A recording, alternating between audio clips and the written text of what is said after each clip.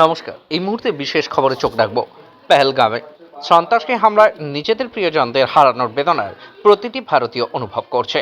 কেন্দ্রীয় স্বরাষ্ট্রমন্ত্রী অমিত শাহজির তাদের পরিবার পরিজনদের সাথে সাক্ষাৎ করে সমবেদনা জানান এবং আশ্বস্ত করেন যে এই সন্ত্রাসবাদীদের যারা নিরীহ মানুষদের এইভাবে হত্যা করেছে তাদের কোনোভাবেই রেহাই দেওয়া হবে না।